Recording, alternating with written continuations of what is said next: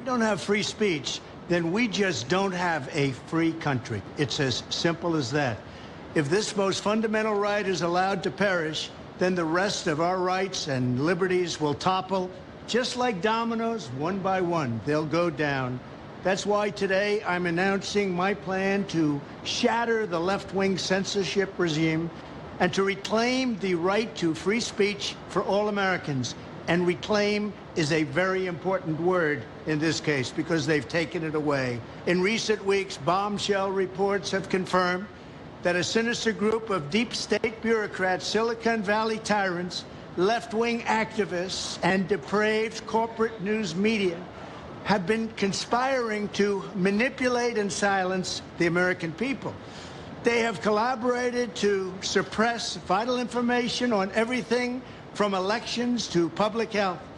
The censorship cartel must be dismantled and destroyed, and it must happen immediately. And here's my plan.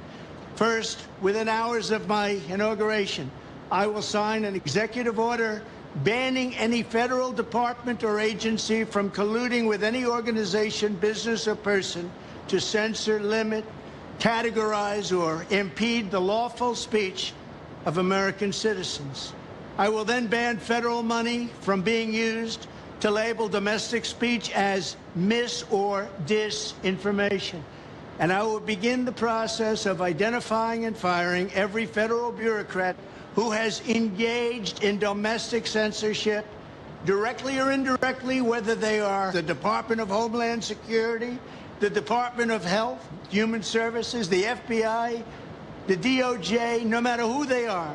Second, I will order the Department of Justice to investigate all parties involved in the new online censorship regime, which is absolutely destructive and terrible, and to aggressively prosecute any and all crimes identified. These include possible violations of federal civil rights law, campaign finance laws, federal election law, securities law, and antitrust laws, the Hatch Act, and a host of other potential criminal, civil, regulatory, and constitutional offenses. To assist in these efforts, I am urging House Republicans to immediately send preservation letters, and we have to do this right now, to the Biden administration, the Biden campaign, and every Silicon Valley tech giant, ordering them not to destroy evidence of censorship. Third, upon my inauguration as president, I will ask Congress to send a bill to my desk revising Section 230 to get big online platforms out of censorship business. From now on, digital platforms should only qualify for immunity protection under Section 230 if they meet high standards of neutrality, transparency, fairness, and non-discrimination.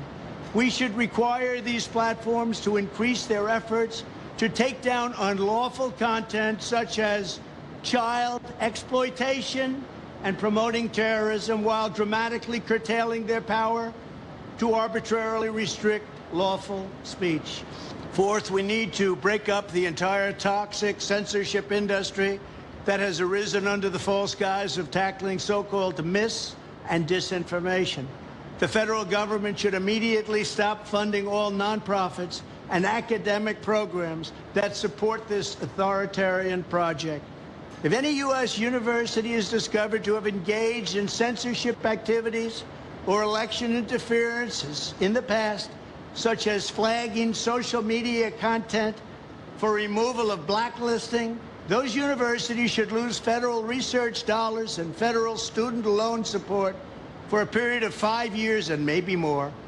We should also enact new laws laying out clear criminal penalties for federal bureaucrats who partner with private entities to do an end run around the Constitution and deprive Americans of their First, Fourth, and Fifth Amendment rights.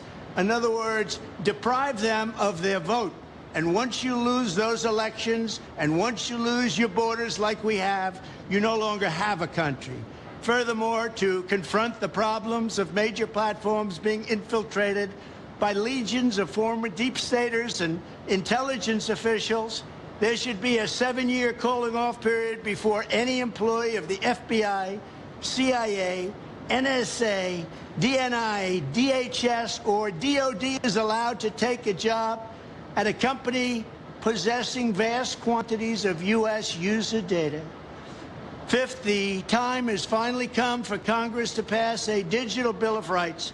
This should include a right to digital due process. In other words, government officials should need a court order to take down online content, not send information requests such as the FBI was sending to Twitter.